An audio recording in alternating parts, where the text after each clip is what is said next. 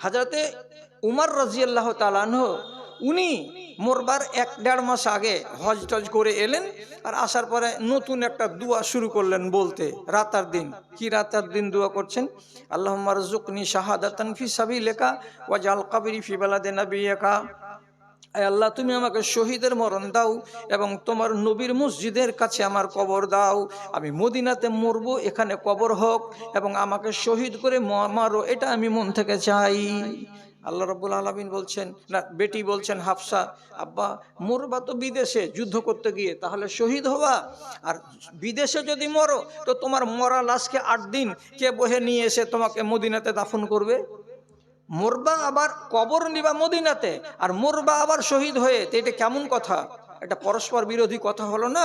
হযরত তোমার বেটিকে বলেছিলেন, বেটি রে, তোর কাজ হলো চাওয়া আর আল্লাহর কাজ হলো দেওয়া। আমি চাইছি আমার মতো করে, আল্লাহ রাব্বুল আলামিন কেমন করে দিবেন না দিবেন সেটা তিনি জানেন।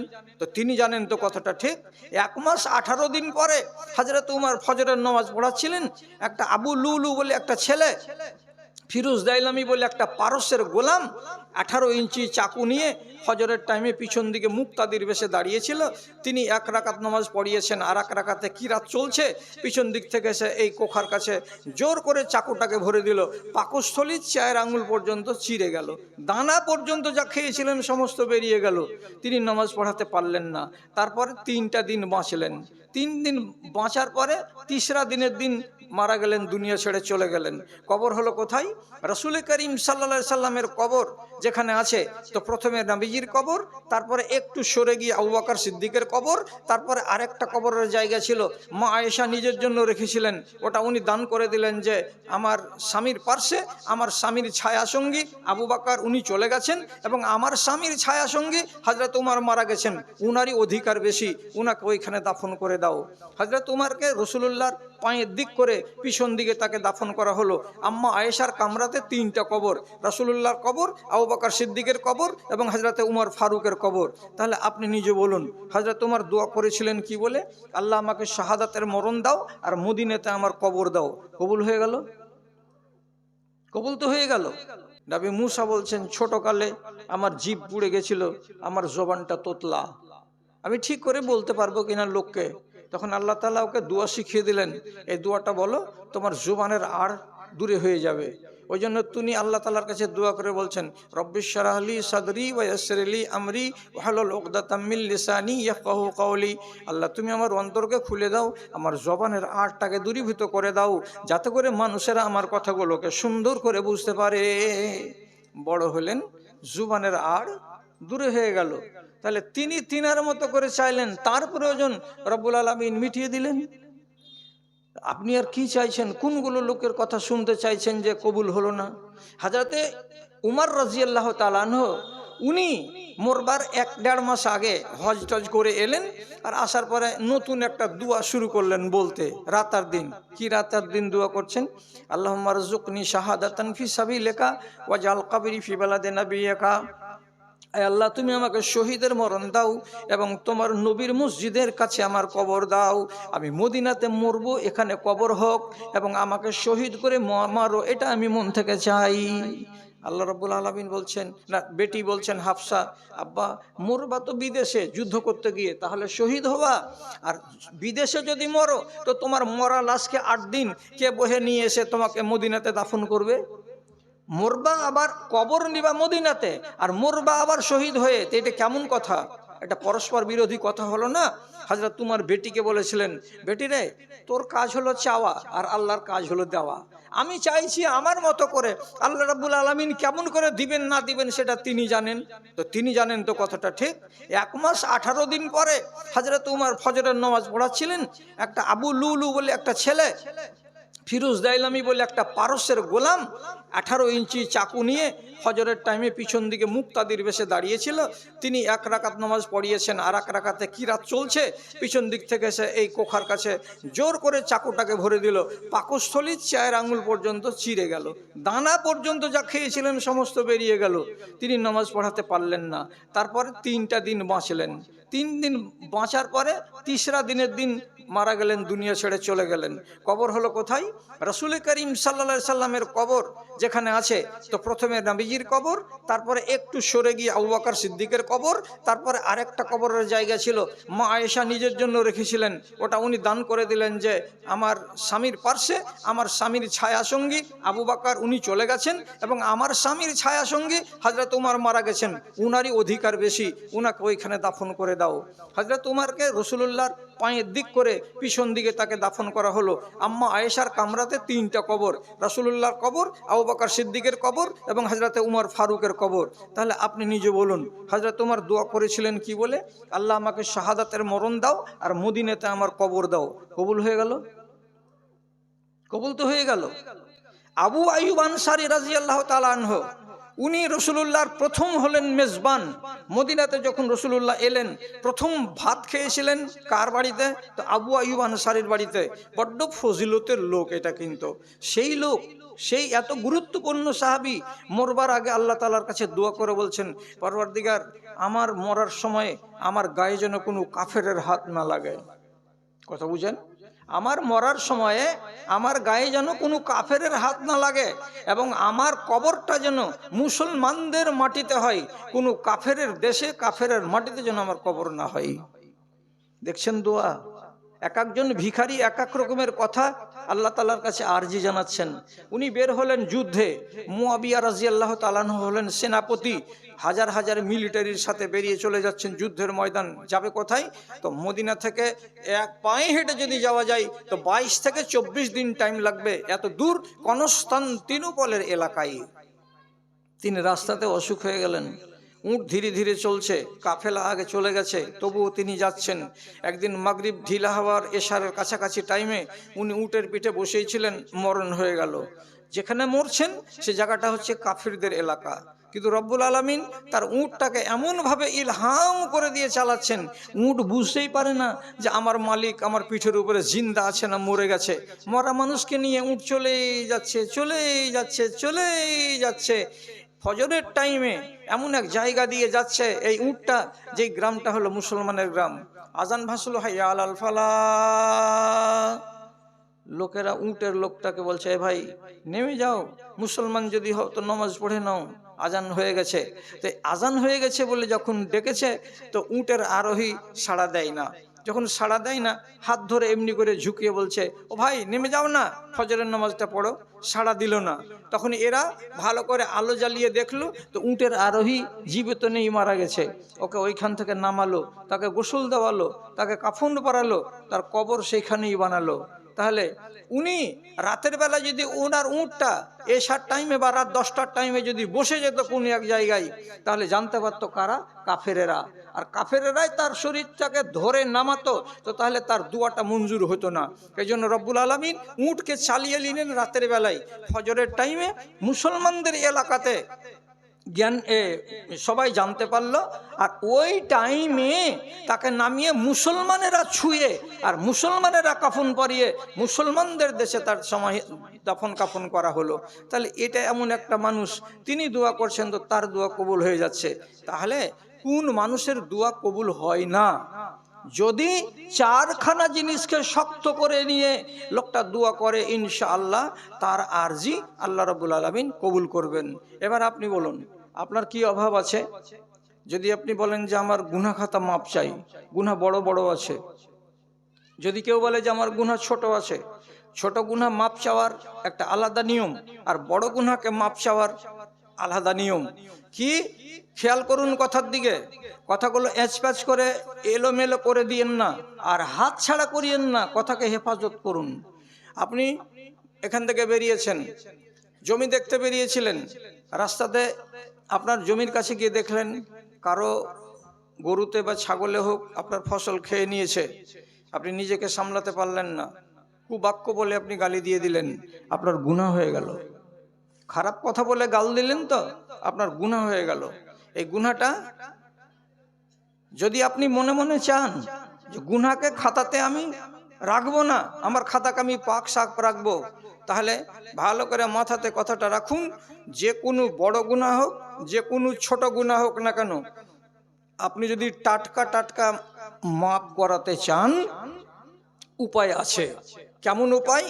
হাদিসে লেখা আছে, আল্লাহ রাব্বুল আলামিনের নবী বলছেন, ইন্না সাহেবা শেমালে লা ইয়ারফাউল কালামা সিত্তা সাআতিন আনিল আব্দুল মুসিএ। একটা গুনাহগার মানুষ যখন গুনাহ করে দেয়, পাপ করে দেয়, তো সেই পাপটাকে কে লিখবে? তো বাম দিকে যেটা ফারিস্তা আছে সে ফারিস্তাটা লিখবে, ডান দিকে যেটা ফারিস্তা আছে সে ফারিস্তাটা আপনার নেকি লিখবে। এ জীবনে কোনোদিন পাপ লিখবে না। আর বামের ফারিস্তাটা শুধু পাপ লিখবে, এ জীবনে কোনোদিন নেকি লিখবে না। তফাৎটা কি? ভালো কাজ যেমনি করবেন 1 সেকেন্ড দেরি হবে না, ডান ফারিস্তার সাথে সাথে লিখে নিবে। বাম ফারিস্তা যে পাপ লিখবে এর পাওয়ারটা হলো সীমিত। আপনি যদি একটা মন্দ কাজ করে নেন তো রব্বুল আলামিনের নবী বলছেন 6 ঘন্টা এই বাম দিকের ফারিস্তা ওই পাপটাকে খাতাতে তুলতে পাবে না। তার আইন নাই যে তুমি খাতাতে লিখে দাও সাথে সাথে। 6 ঘন্টা ধরে তোমাকে অপেক্ষা করতে হবে। ধরে থাকো কলম। লোকটা কোথাকার? যে বাহির খাপের। কি কাজ করেছে? একটা মন্দ কাজ করেছে, নাম নেওয়া যাবে না। তাহলে এই লোকটা যে পাপটা করে দিয়েছে তুমি ওর খাতাতে লিখে দিবা? বলি হ্যাঁ, আমি এই জন্য নিযুক্ত হয়েছি। রব্বুল আলামিন তাকে বলে দিয়েছেন 6 ঘন্টা খবরদার আমার বান্দার পাপকে লিখবি না তার খাতায়। এবার আপনি করেছেন 9টার সময় পাপ, তাহলে এই পাপটাকে জিয়ে রাখবে, হাতে করে ধরে নিয়ে রাখবে কটা পর্যন্ত? 9 থেকে শুরু করে 10, 11, 12, 1, 2, 3, 4 পর্যন্ত, 4টা পর্যন্ত তাকে ধরে রাখতে হবে।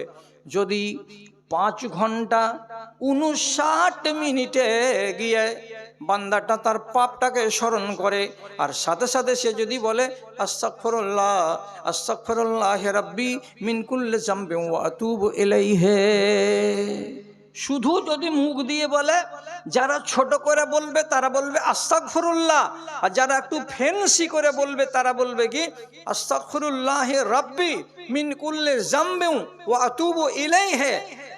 এইটুকু যদি বলে, নিয়াত করে কোনটা? বেলা 9টার সময় যেটা পাপ করেছি সেইটা, এই নিয়তে যদি সে দুয়াটা করে দেয় আর ইস্তেগফার করে দেয়, তো নবীজি কি বলছেন? আলকাহু বিনিয়াদিহি, ও যে ধরেছিল পাপটাকে, সে পাপটাকে আর নিজের হাতে ধরে রাখবে না, হাত থেকে ছেড়ে দেবে, জমিনে দপ করে পড়ে যাবে। কলমটা খোলা ছিল লিখার জন্য, কলমটাকে বন্ধ করে দেওয়া হবে। কলম দিয়ে আর আপনার পাপ লেখা হলো না। কেন হলো না? 6 ঘন্টা রব্বুল আলামিন সময় দিয়েছিলেন, আপনি 6 ঘন্টার মধ্যে মধ্যে ইস্তেগফার করে নিয়েছেন, ক্ষমা চেয়ে নিয়েছেন। আল্লাহ রাব্বুল আলামিন বলছেন বান্দার কাজ হলো পাপ করা আর আমার কাজ হলো মাফ করা। রব্বুল আলামিন কোরআনে 10 বার বলছেন গফুরুর রহিম, ইন্নাল্লাহু ওয়াল গফফারু যুল কুওয়াতিল মাতিন। কোন জায়গায় বলছেন নিজেকে গফুর, কোন জায়গায় নিজেকে বলছেন গফফার। এর মানে হলো অধিক অধিক ক্ষমা দেওয়া, অধিক অধিক মার্জনা দেওয়া। তাহলে আল্লাহ বেশি বেশি করে মাপ দিবেন। আর বান্দার চরিত্র কি? আল্লাহ রাব্বুল আলামিন বলছেন কুল্লু বানি আদমা খাত্তাউন, দুনিয়াতে যত আদমের বেটা আছে আর যত আদমের বেটি আছে এরা সবাই গুনাহগার, এরা সবাই গুনাহগার। এরা কখনো বড় করে, কখনো ছোট করে, কখনো মেজো করে, কখনো সেজো করে।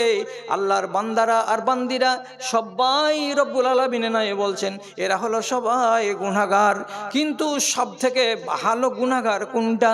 গুনাহ করার পরে পরেই আল্লাহ রব্বুল আলামিনকে বলে আল্লাহ তুমি আমাকে মাফ করে দাও। কি বুঝা গেল? কথাটা তো ছোট্ট, কালকে চা খেতে খেতে মনে থাকবে। আপনাদের গাঁর এই মাথাতে তো একটা ত্রিমোহনী আছে, ত্রিমোহনীতে তো চায়ের দোকান আছে। কি ডায়লগটা দিয়েছি আপনাকে? আল্লাহর কাজ হলো মাফ করা, বান্দার কাজ হলো পাপ করা। আপনি পাপ করবেনই করবেন, আর আল্লাহ রাব্বুল আলামিন বলছেন মাপ চাইলে আমি মাপ দেবই দেব। দুইজনের দুইটা বৈশিষ্ট্য, দুইজনের দুইটা স্বভাব। ভালো করে বুঝুন। মুসলিম শরীফে একটা হাদিস আছে, হাদিসটা আপনাকে শুনতে খারাপ লাগবে না, ইনশাআল্লাহ ভালো লাগবে। এক সাহাবী খেজুরের বাগানে কাজ করছিল, ঠিক সেই জায়গা দিয়ে এক মহিলা হেঁটে যাচ্ছে। হেঁটে যাওয়ার কালে এই সাহাবী তাকে পরামর্শ দিয়ে বলছে, ও বাবা, এত দূর দিয়ে ঘুরে ঘুরে না গিয়ে এই যে দেখো এই বেড়ি রাস্তাটা আছে না, এই রাস্তাটা দিয়ে চলে যাও, তোমার রাস্তাটা ছোট হবে। মহিলা তার কথা শুনে এই খেজুরের বাগানের মধ্য দিয়ে যেটা রাস্তা, সে রাস্তাটাকে ধরে নিল। এর হাতে ছিল কোদাল, গাঁইতি শাবল, খেজুরের গাছের গোড়াগুলোকে আলগে আলগে দিচ্ছে, কাজ করছে। এর গোড়া দিয়ে যখন চলে যাচ্ছে ওই মহিলা, তখন এটা তো মানুষ, এটা তো ফেরেশতা নয়। খবরদার খারাপ কথা মনে বলবেন না, মনে মনে কোনো সাহাবী সম্পর্কে বলবেন না, এরাও মানুষ ছিলেন, কাজে মানুষের দ্বারাই ভুল হবে, এটা নবীজি আগেই বলেছেন। তো তিনি নিজে কি বলছেন, যখন ওই মহিলা আমার পাশ দিয়ে গত হয়ে যাচ্ছিল, তখন আমি নিজেকে সামলাতে পারলাম না। সহিহ হাদিসে লেখা আছে, ফাল্লাজামতুহা ওয়া কাব্বালতুহা গায়রা আন্নী লাম উজামিউহা। আমি ওই মহিলাকে তার অজ্ঞাতে, তাকে না জানিয়ে আমি দৌড় করে গিয়ে জাপটিয়ে ধরে নিলাম এবং তাকে চুমু খেলাম এবং তার শরীরে আমি হাত লাগালাম, তাকে ছুঁয়ে ছুঁয়ে আমি দেখলাম। তবে আমি ওই মহিলার সঙ্গে বদফেলিটা করিনি, তার মানে সহবাসটাকে আমি বাদ রেখেছি। সহবাসটাকে বাদ দিয়ে তাকে জাপটিয়ে ধরেছি এক, এবং তার গায়ে হাত দিয়েছি আর এক, এবং তাকে চুমু খেয়েছি আর এক। 3 রকমের অপরাধ আমি তার সাথে করেছি। তখন বুঝতে পারলাম না কেন হলো এটা। চলে গেল মহিলা, কাউরি কাছে আপত্তি করেনি। আমি নিজের কোদাল চালাতে আর পারলাম না, কোদালটাকে ফেলে দিলাম, দিয়ে চলে এলাম হাঁটতে হাঁটতে রসুল্লাহর মসজিদে আসলাম। তখন মোটামুটি 12টার কাছাকাছি। মুখ হাত ধুয়ে টুয়ে মসজিদে ঢুকলাম, আজান পড়লো, নামাজ হলো। রাসূলুল্লাহর পিছন দিকে দাঁড়িয়ে মুক্তাদি হয়ে নামাজ আদায় করলাম। নামাজ আদায় করার পর নবীজির কাছে গিয়ে সরাসরি এই ভাষাতে বললাম, ইন্নি ফালতু কাজা ওয়া কাজা ফাফআল বি মা শি'তা ইয়া রাসূলুল্লাহ। হে আল্লাহ পাকের রাসূল, আমার দ্বারাই এই এই এই ভুলগুলো হয়েছে, আমি নিজে স্বীকার করছি। আপনি যেটা সাজা আমার জন্য নিযুক্ত করে দেবেন, সেই সাজাটা আমি ঘাড় পেতে নিতে রাজি আছি। রাসূল, আপনি আমাকে পাক করুন, আমি গুনাহগার, আমার গুনাহ যেন আমার ঘাড়ে আর না থাকে, সে ব্যবস্থাটা আপনি আমার করে দিন। রাসূলুল্লাহ বলছেন, মায়েরা আপনারা কিভাবে বসে আছেন? উত্তর দক্ষিণ ভাবে না পূর্ব পশ্চিম ভাবে ওনারা বসে আছেন? মেয়ে ছেলে পূর্ব পশ্চিম ভাবে। তো আপনাদের পিছনের দিকে অনেকগুলো মা খালা, ওনারা জায়গা পাচ্ছেন না। তো একটা কথা বুঝতো খালা, বাহির খাবের উত্তর পাড়ার খালাটিকে বলছি, ফরজ নামাজ যেই জায়গাটাতে পড়তে হয়, সুন্নাত নামাজ একটুখানি সরে পড়তে হয়। কেন? দুখান জায়গা সাক্ষী হবে। বেটা ছেলেরা ফরজ নামাজ যেখানে পড়ে, সুন্নাত ওইখানে পড়ে না, একটু হইটা পড়ে না ভাই, একটু হইটা পড়ে। তো মেয়ে ছেলে তোমরা এটা বুঝতে পারছো, যদি সরে যেয়ে পড়ো তো তাহলে তোমার 2খানা জায়গা কি হবে, তোমার জন্য সাক্ষী হবে। তো তুমি যেই জায়গাটাতে বসে আছো খালা আমার, তুমি ওই জায়গাটা থেকে একটা সিট এগিয়ে যাও, যাতে তোমার জায়গাটাতে আরেকটা মেয়ে ছেলে বসতে পারে। এইভাবে তোমরা যদি সবাই মিলে একটু দয়া করো, পিছন দিকের মহিলারা বসার সুযোগ পেয়ে যাবে, তুমি একটা নেকি করতে পাবা আর জায়গাটা তোমার সাক্ষী হবে। ভালো কাজ করার যদি উদ্দেশ্য থাকে তো এক্ষুনি করে দেখাও। এর থেকে বেশি বলা যাবে না, এর থেকে বেশি আর বলা যাবে না। হ্যাঁ, কি হচ্ছিল কথাটা? তো রাসূলুল্লাহ বললেন, কি কি করেছো কাজ? বলছে এই এই কাজ করেছি। তখন নবীজি বলছেন, কটার সময়? ওই যে তো বেলা 10টার সময়, 10:30টার সময় করেছি। রাসূলুল্লাহ অঙ্ক করে নিলেন। কি অঙ্ক? তুমি বেলা 10টার সময় পাকটা করেছো, এখন ঘড়িতে বাজছে কতটি? 12:30 থেকে 1:45। এতে তোমার পাপ করা 3 ঘন্টা এখনো সম্পূর্ণ হয়নি। তো তুমি এইবার বলো, আমার পিছন দিকে তুমি নামাজ পড়েছ? বলে জি, আপনার পিছন দিকে আমি নামাজ পড়লাম। তখন নবীজি খুব খুশি হয়ে লোকটাকে বলছেন, বাবা তোমার সদিচ্ছাকে দেখে আমার মন জুড়িয়ে গেল। আমি তোমাকে সুন্দর কথা বলছি, এর থেকে ভালো কথা আর হয় না। কি? ইন্নাল হাসানাত ইউযহিবুনা সাইয়্যাত, একটা মানুষ যদি পাপ করে আর পাপ করার পরে যদি নিয়তে জাগ্রত রাখে সেই কথাটা, আর সেটাকে জাগ্রত রেখে আর একটা যদি নেকির কাজ করে দেয়, একটা ভালো যদি পুণ্যের কাজ করে দেয়, তাহলে এই পুণ্যের কাজটা আধা ঘন্টা আগে 1 ঘন্টা আগে যেটা পাপ করেছিল সেটাকে চাপা দিয়ে দেবে, ওই পাপটা তার পাপ হয়ে আর রবে না। তুমি যে নমাজ পড়লে, তো তুমি কি খেয়াল করেছ 4 রাকাত নমাজে তুমি আল্লাহকে বলেছো যে আল্লাহ তুমি আমাকে মাপ দাও? কয়বার বলেছো, খেয়াল করেছো তুমি? কইছে না।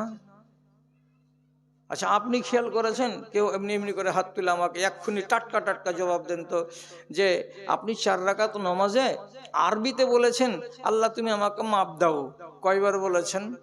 কেউ খেয়াল করেননি না? যেহেতু আপনারা আরবিটা বুঝতে পারেন না, বাংলাতে বলবো আর বাংলাতে খেয়াল করবেন, তাইলে বলতে পারবেন যে আল্লাহ তুমি আমাকে মাপ দাও আমি কয়বার বললাম 4 রাকাত নামাজে। ছোট ছোট কথা মানুষ হিসাব করে না, ভালো করে বুঝেন। আল্লাহ তুমি আমাকে মাপ দাও আর আরবি হলো আল্লাহ মাগফিরলি। কি বললাম? আল্লাহ মাগফিরলি, আল্লাহ তুমি আমাকে মাপ দাও। তো নমাজের ভিতরে আপনি আল্লাহ তাআলাকে 4 রাকাত নমাজে 5 বার বললেন আল্লাহ তুমি আমাকে মাপ দাও। কখন কখন 5 বার বললেন? আওয়াজ করতে হবে, কিন্তু বসে থাকলে হবে না। প্রথম সেজদা দিলেন, ইমাম সাহেব যেমনি বলছে আল্লাহু আকবার, উঠে এইরকম হাঁটুতে হাত দিয়ে সোজা হলেন, তো পহিলা সিজদা থেকে উঠেই আপনাকে কোন দোয়া পড়তে হবে? আল্লাহুম মাগফিরলি ওয়ারহামনি ওয়াহদিনি ওয়াফিনি ওয়ারজুকনি। এখানে প্রথম শব্দটা কি? আল্লাহুম মাগফিরলি, আল্লাহ তুমি আমাকে মাপ দাও। তাহলে 4 রাকাতে কয়বার বলা হবে? 4 বার। 4 রাকাতে 4 বার আপনি আল্লাহকে বললেন আল্লাহ আমাকে মাপ দাও। 5 বার কেন হলো? শেষ তাশাহুদে বসে আত্তাহিয়াত, তারপরে দরুদ, তারপরে আরেকটা দুআয়ে মাসুরা। তো দুআয়ে মাসুরাটা বলছে এবার, আল্লাহুম্মা ইন্নী যালামতু নাফসি যুলমান কাসীরাও ওয়া লা ইয়াগফিরুয যুনুবা ইল্লা আনতা। তারপরে গুনগুন করেন, তারপরে ফাগফিরলি মাগফিরাতাম মিন ইনদিকা ওয়ারহামনি ইন্নাকা আনতাল গাফুরুর রহিম। ফাগফিরলি এর মানে কি? আল্লাহ তুমি আমাকে মাফ দাও। তাহলে বান্দা যদি আল্লাহ রাব্বুল আলামিনের কাছে নমাজে দাঁড়িয়ে 5 বার বলে আল্লাহ তুমি আমাকে মাফ দাও, আল্লাহ তুমি আমাকে মাফ দাও, রব্বে কারিম বলছেন তোমার নাম কি? তুমি তো হলে গুনাহগার, তুমি তো পাপ করে করে জীবন কাটালে, আর আমার নাম হলো গাফুর, আমার নাম রাহিম, আমি মাফ করে করে তোমাদেরকে আমি জিন্দেগি ভর বকশিস করতে থাকলাম। তুমি পাপ করে মাপ চাইছো, তুমি এটা তোমার কাজ করলে, আর আমি আমার খাতা থেকে তোমাকে রহম করে মাফ করে দেব, এটা আমার কাজ আমি করব। যাও, যেটা বাইরে পাপ করেছিলে সে পাপটা তোমার মোচন করে দেওয়া হলো।